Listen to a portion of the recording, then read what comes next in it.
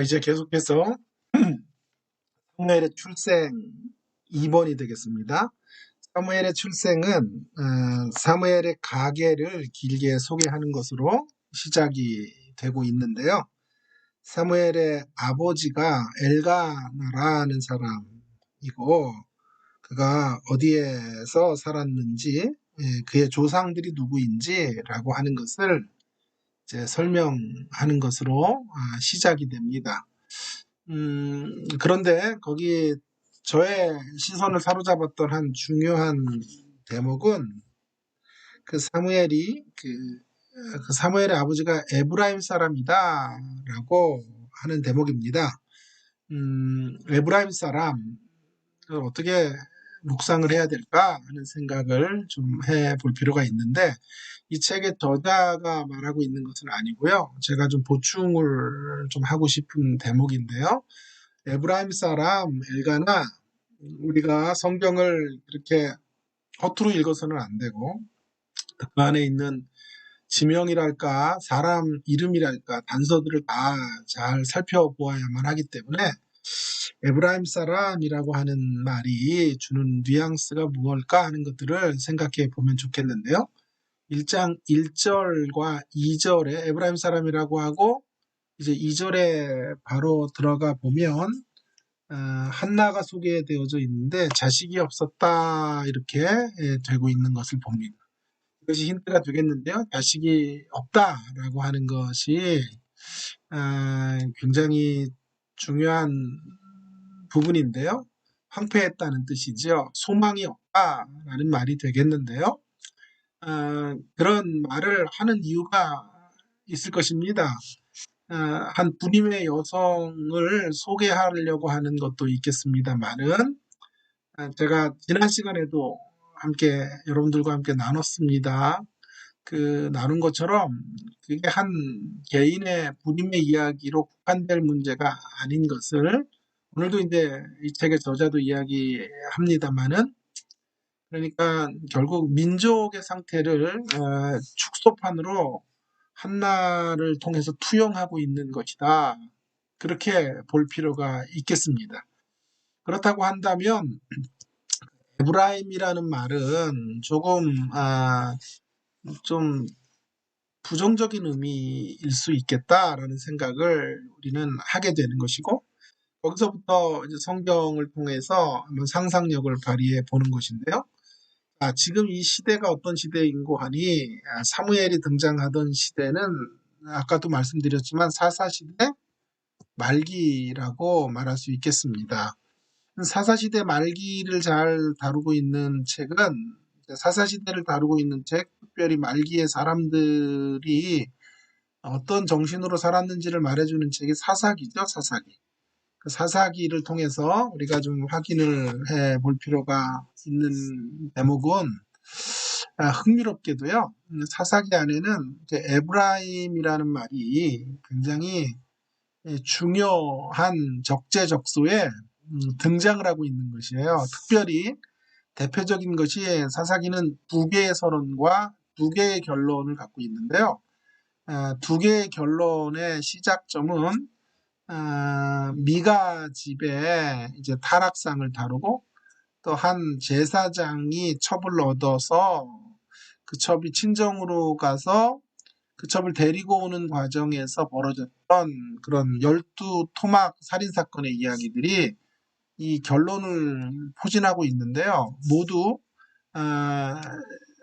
17장 1절, 그 시작과 19장 1절에 모두 에브라임 사람, 에브라임 산지라는 말로 시작을 하는 것을 이제 보게 됩니다. 여러분 이것과 그러니까 시대가 지금 같죠. 그리고 사무엘서는 사사시대가 끝나고 사무엘서로 들어오면 시대가 계속 이어지는데요. 시작이 이것과 함께 연결되어서 시작이 무엇인고 하니 에브라임 사람 엘가나 이렇게 소개가 되어져 있다라고 하는 것입니다. 그러니 그냥 간과하고 넘어갈 이러한 대목은 아니라고 생각이 들어요. 사사기 안에를 조금 더 들여다보면 예를 들어서 기드온이 이제 미디안 대적과 싸울 때 그때 전쟁이 끝난 후에 등장해서 자신의 이제 참정권 혹은 자신들을 왜 전쟁에도 제외시켰는가 하는 것을 가지고 항의를 했던 사람이 에브라임 사람들이에요. 그랬을 뿐만이 아니라 입다가 이제 전쟁을 할 때에도 에브라임 사람들은 사실은 전쟁을 가자고 하면 안 가요. 그러나 전쟁이 끝난 후에 승리가 주어지면 그것으로 인해서 자신들의 기득권을 주장하는 이러한 자리에 이제 나오고 있죠. 그래서 기드온 때는 이제 기드온이 사과를 하고 쏘리하며 그들을 다독거려서 돌려보냈습니다. 기드온은 좀 우유부단한 모습이 있는 사람이기 때문에 그렇죠. 뿐만 아니라 그때 당시에 이제 이 에브라임 사람들이 굉장히 힘을 강력하게 가지고 있었던 지파였기 때문에 어쩔 수 없었다는 생각도 할 수 있습니다. 입다 때에도 이제 역시 동일한 일들이 벌어지는데요. 전쟁이 끝나고 암몬과 싸움한 후에 왜 우리를 이 전쟁에 참여시키지 않았냐고 하고 위협을 하자 입다는 성격이 난폭하고 오늘날로 말하면 임꺽정 같은 사람 혹은 홍길동과 같은 이러한 인물이에요. 서자 출신으로 쫓겨나서 그가 이제 사람들을 모아서 불량배의 우두머리가 되고 이스라엘 장로들에게 픽업이 돼서 구원자의 역할을 감당하게 되었는데 굉장히 지략이 있고 또 뭐라 그럴까요? 용맹한 사람이죠. 그러니까 이것을 두고 넘기질 않지요. 그래서 초토화를 시키고 그 에브라임 사람들을 거기서 진멸하는 이러한 이제 싸움이 벌어지게 된 것이죠. 자, 이러한 모습들과 오늘 사무엘상 1장 1절을 연결을 해 본다면 어떤 의미들이 좀 포착이 될 수 있겠습니까? 원래 그 에브라임이라고 하는 말은 사실은 특별한 이름이에요. 이스라엘의 대표 이름이고 하나님 백성을 대표적으로 호세아서 같은 데는 에브라임아 에브라임아 하시며 이스라엘을 총칭하는 말로 에브라임이라는 말을 쓰고 있는데요.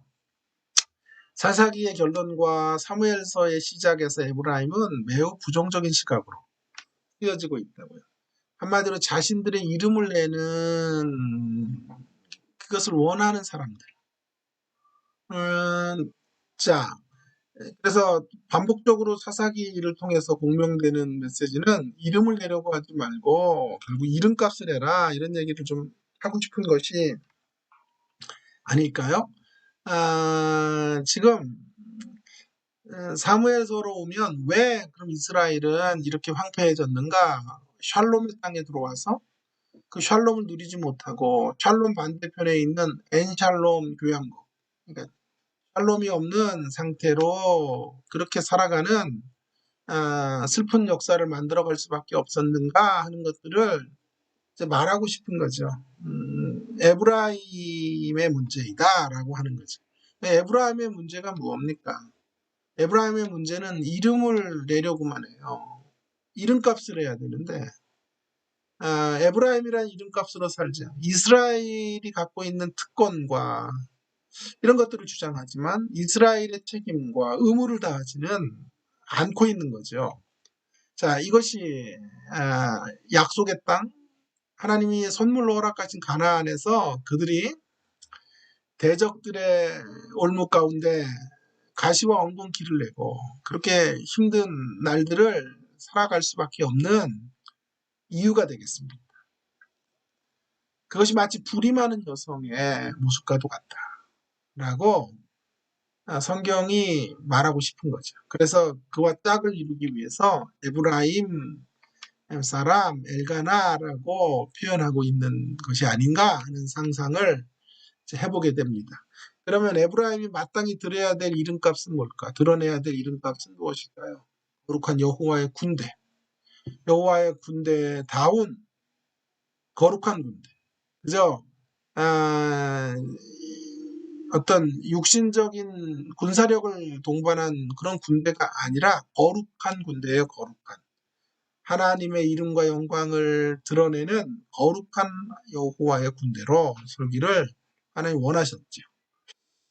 이 이름값을 계속 이제 드러내지는 못하고 이름만 내자. 그들은 계시록의 7장에 가면 에브라임이 12지파 가운데 빠지게 되는 이러한 물론 단지파도 빠지지만 단과 에브라임이 그 거룩한 하나님의 14만 4천의 총회에 들지 못하는 일들이 벌어지게 되는 거죠. 그래서 그것이 이제 사사기와 연관이 있다고 많은 학자들이 좀 이해하려고 하는 거죠. 그래서 끊임없이 이름을 내려고 하고 여호와의 군대로 서기를 포기하는 자들은 하나님의 거룩한 구원받는 주의 백성들의 대열에 설 수 없다는 것을 알려주는 거죠. 자동적으로 그저 구원에 이르는 것은 없다는 거예요. 예수 믿어서 믿었다라는 것이 자동적으로 구원을 보장하는 것은 아니죠. 예수를 믿는다라고 하는 것이 무언지를 좀 잘 이해를 해야 되는데요. 예수를 믿는 것은 진정한 믿음은 행함과 열매로 드러나는 거죠. 자, 그래서 그런 결과들을 갖고 있지 못할 때, 또 여호와의 거룩한 군대 다움을 갖지 못할 때, 그때 중요한 것은 정말 예수를 믿고 있는 것인가를 되물어야 하는 거지. 어떻게 살아도 나는 교회 다니니까 신앙 고백을 했으니까 천국에 간다 이런 식의 이야기들을 할 수 있는 근거들을 이제 봉쇄하고 있죠, 사실은요.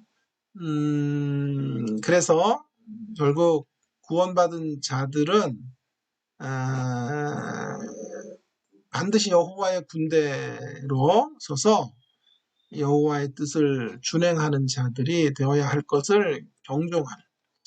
본 해퍼 같은 이들은 이것을 값사는 애는 없다는 거예요. 값사는 애는 없고 값진 은혜, 값진 은혜. 어떤 은혜요? 값진 은혜. 값진 은혜로 우리가 구원을 받는 것이지 제자도가 없는 그런 구원은 받게 되는 것이 아니다라고 하는 것을 알려주고 있어요. 여호와의 군대로 살아가는 비결은 뭐냐 하면 사실은 이 계시록 7장이 또 민수기 1장과도 매우 밀접한 관련이 있는데요. 거기 에브라임 지파는 유독 아주 좀 특별하게 소개를 하고 있어요. 나머지 지파들과 달리 보통 아버지와 그의 아들들 가운데 20세 이상의 군대에 나갈 숫자를 계수하는데 그 아버지의 또 아버지까지 이야기를 한단 말이에요. 에브라임의 아버지는 요셉이라고요. 요셉의 아들, 에브라임의 아들들 가운데서 군대에 나갈 자 얼마 이렇게 말하고 므낫세 같은 이들은 그냥 므낫세의 아들 얼마 뭐 루벤도 루벤의 아들 얼마, 단의 아들 얼마 이런 식으로 가요. 그래서 많은 이제 학자들은 계시록 7장이 그 글을 읽는 자들에게 에브라임이 빠진 것을 통해서 민수기 1장을 생각하게 했다라고 이제 말하는 거죠. 연결을 그렇게 짓게 된다면 민수기 1장으로 갔더니 거기 병족 조사를 하고 있는 본문이고 아주 특이한 점이 에브라임에 관련된 이러한 소개, 에브라임 지파의 군대들을 소개하는 게 아주 특징적으로 12집 나머지 11지파와 달리 차이가 있어요. 그래서 그쪽으로 돌아가게 해서 결국 하나님 백성들의 정체성이 무언지를 알려주려고 했다는 거죠. 그리고 민수기 1장과 2장에 보면 이제 그들이 회막을 중심으로 동서남북에 이렇게 포진이 되어져 있는 형태로 나타나고 있는 것을 이제 보게 됩니다. 그래서 그들의 중앙에 회막이 있고, 그러니까 여호와의 군대로 살아가는 길은 뭐냐하면 여호와의 임재 가운데 언제나 나아가는 삶, 여호와의 임재로부터 분리되지 않는 삶을 살아갈 여호와의 군대로 설 수 있다. 어쨌든 제가 좀 제 나름의 묵상을 좀 해봤습니다. 에브라임이라는 말이 주는 이런 뉘앙스를 가지고 사사시대 말기의 에브라임의 이야기와 계시록에 관련된 에브라임의 이야기, 또 민수기와 관련된 에브라임의 이야기를 통하여 에브라임이 주는 뉘앙스가 어떤 것인지를 이제 이야기하려고 했고, 마치 불이 많은 여성과 같은 이스라엘의 현실을 에브라임 지파 사람이라는 말이 담고 있다라고 하는 것도 여러분이 놓치면 안 되겠습니다. 불행한 시작에 대한 이야기. 사무엘의 출생은 불행한 시작, 어머님의 불임의 고통부터 시작이 되는데요. 고대 사회에서 아이가 없다라고 하는 것은 불행한 일이죠. 그리고 소망이 없다는 말이 되고요. 또 일부 다처제의 현실 속에서 아이가 없다면 그가 아무리 정부인이라고 해도 이제 그 자리를 유지해 갈 수 없는. 그래서 지금도 보시는 것처럼 엘가나는 이제 원래 부인은 한나지만 분인나라는 여인을 또 이제 들여서 아이를 낳게 되는 이러한 일부 다처의 문화 속에서 이제 아이 없음의 이야기들을 부각하고 있어요.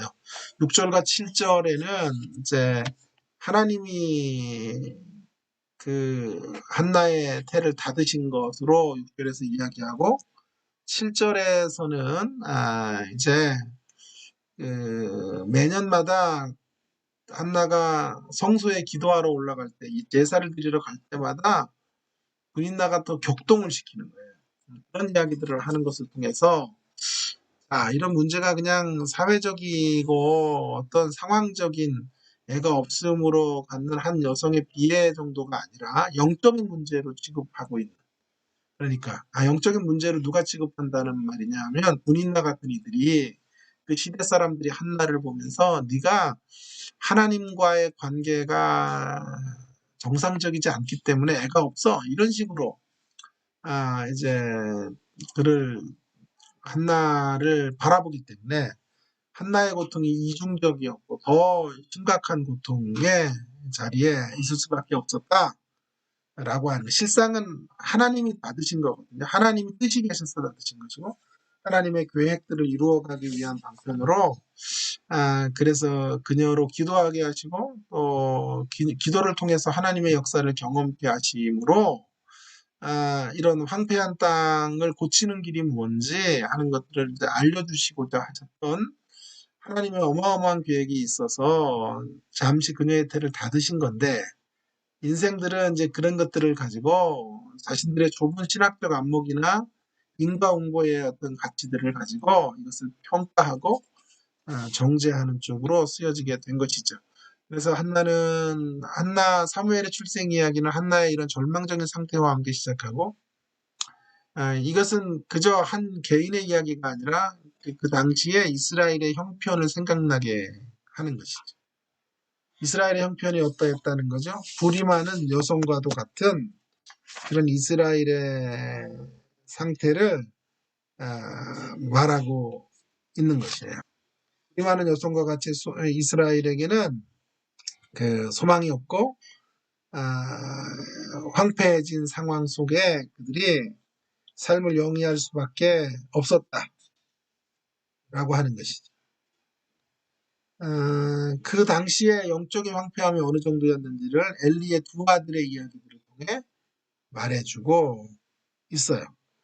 그 어디를 둘러봐도 소망이 없고 제사장은 눈이 어두워졌고 다음 세대의 이제 리더십의 그룹에 서 있는 자들은 불량배들이, 성소에 들어오는 자들의 그런 여성들을 겁탈하고 또 좋은 물건들을 빼돌리는 이러한 못된 인간들이란 말이에요. 자, 그래서 전혀 소망이 없다. 그러나 전혀 소망이 없는가? 성경은 1장을 통해서 말하죠. 소망이 있다는 거죠. 그런 시대에도 성소에 올라가서 예배하는 한 가정이 있다는 거죠. 특별히 그 가정 안에 한 기도의 여인이 있다. 그 희망이라는 거죠. 한 사람이라도 주님을 찾는다면 희망은 있다라고 하는 것을 이야기하고 있죠. 오늘도 마찬가지겠죠. 단 한 사람이라도 정말 이 현실 앞에서 가슴을 찢는 민족을 바라보고 현실을 바라보고 이 코로나19와 같은 상황들 앞에서 정말 통해 자복하는 그런 한 사람이 있다면 하나님은 들으실 것이다. 라고 하는 것을 알려주는 거죠. 그래서 이제 한나의 기도가 이제 나오게 되는 거죠. 절망의 상황을 한나는 자칫 잘못하면 이것은 우울증이 걸리거나 이런 상황 속에서 분노가 폭발해서 이제 영 잘못된 방향으로 흘러갈 수 있는데도 불구하고 한나는 그 현실 앞에서 기도를 선택하고 있다는 거죠. 그럴 수 있었던 건 믿음이 있었기 때문이라고 하는 거죠. 믿음이 있었고, 또 그녀가 통곡하며 기도를 한다고요.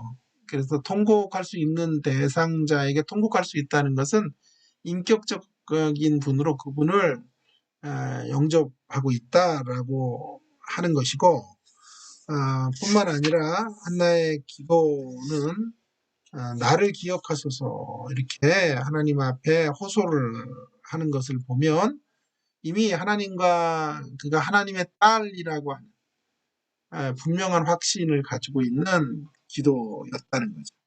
뿐만 아니라 그녀의 기도 속에 가장 강력하게 나오는 건 간절함이에요. 절박하게 마치 술이 취한 것처럼 오인이 될 정도로 강렬한 기도를 하나님 앞에 드리고 있다는 것인데요.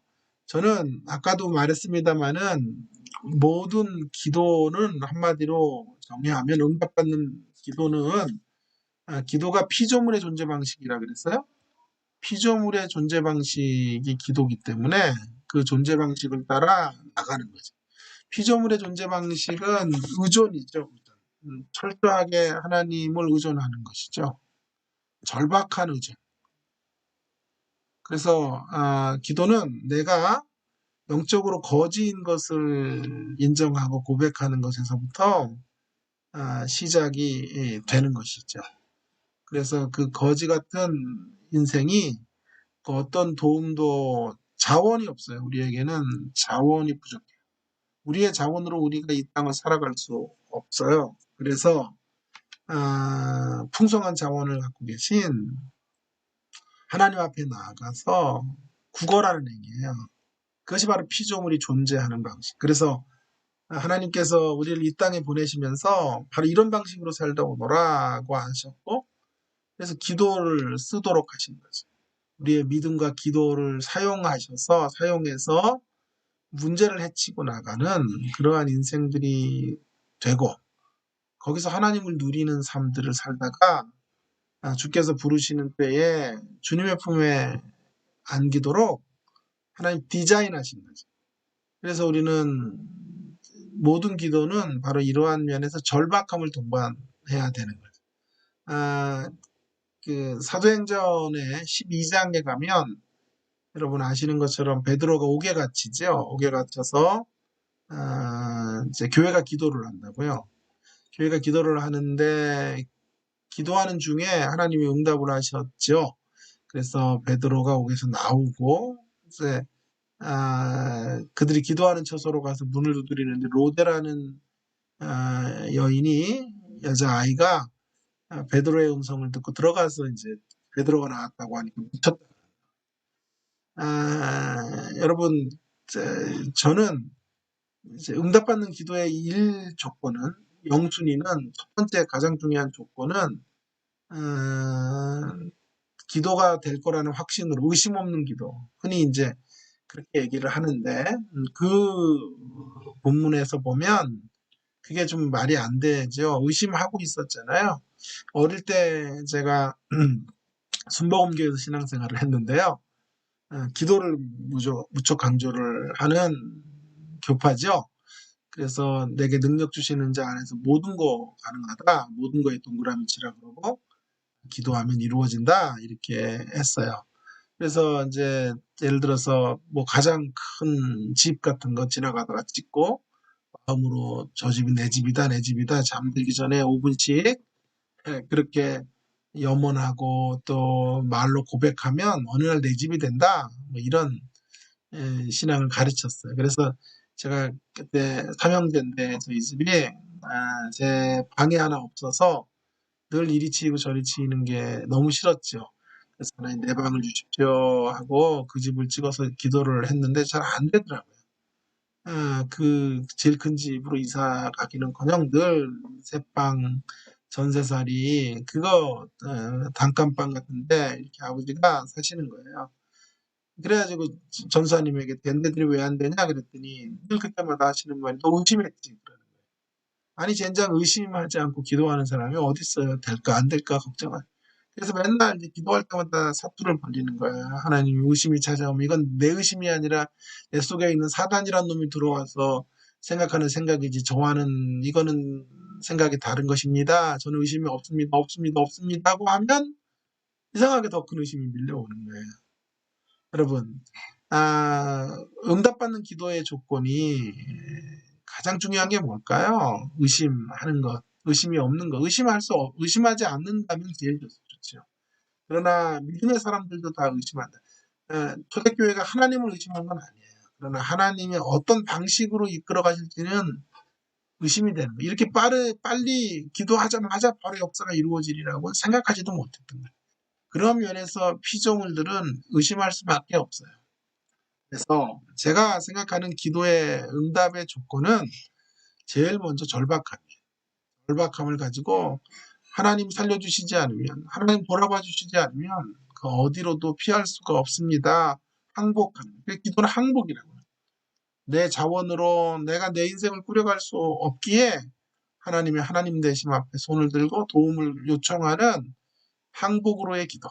그런 기도를 지금 한나가 드리고 있다는 거지. 그리고 이런 기도에는 반드시 하나님이 응답하셔서 어떤 역사를 이루어 주세요.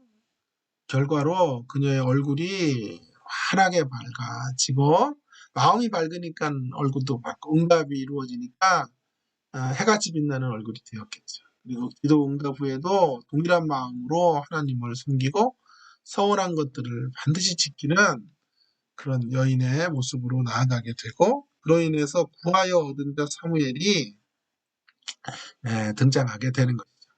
하나님이 보내신 자임을 강조하는 구해서 얻었으니까 어떻게 된 거예요? 나로서 안 된 거죠. 하나님이 하신 거죠. 그래서 하나님의 역사. 그러나 구하는 자가 이제 그것을 경험하게 되는 것이니까 동시에 구하는 자세가 얼마나 중요한가 하는 것을 이런 기도의 이야기를 통해서 이야기를 하죠. 하나님의 구하여 얻은 자라는 말 속에서 하나님의 주권성과 동시에 이스라엘에게 있어서 하나님께 구하는 자세, 즉 의존하는 믿음의 자세가 얼마나 중요한가. 그 의존의 자리에 하나님이 개입하시고 역사의 절망의 빗장을 부수고 사사시대를 종결케 만드시고 새로운 이제 사무엘을 통해 열리는 왕국 시대를 하나님께서 이루어 가시는 일들이 기도의 자리에서 이루어지고 있다고 하는 것을 말하고 있는 것이죠. 또한 위기를 만나든 시련을 만나든 어려움을 만나든 여러분 어려움이 없었던 시기는 한 번도 없었어요. 인류 역사 내내 위기가 아니었던 때는 없었어요. 우리가 지금 위기를 만나고 있지만 하나님께 의존하는 믿음의 자세로 나아가는 자들에게는 하나님의 역사가 경험되어질 것이고 하나님의 응답이 주어지게 될 것을 믿으며 확신하는 가운데 기도에 이제 무릎이 연약해지지 않기를 간절히 바랍니다. 보충으로 제가 또 기도에 대한 더 깊은 이야기들을 하려고 그랬는데 시간이 조금 좀 많이 지나서 여기까지 하고 다음 시간에 더 이제 기도에 대한 이야기를 포함해서 이제 빠른 속도로 사무엘서 사무엘 하까지 우리가 이번 학기 내내 달려가도록 그렇게 하겠습니다. 긴 시간 들어주셔서 감사합니다.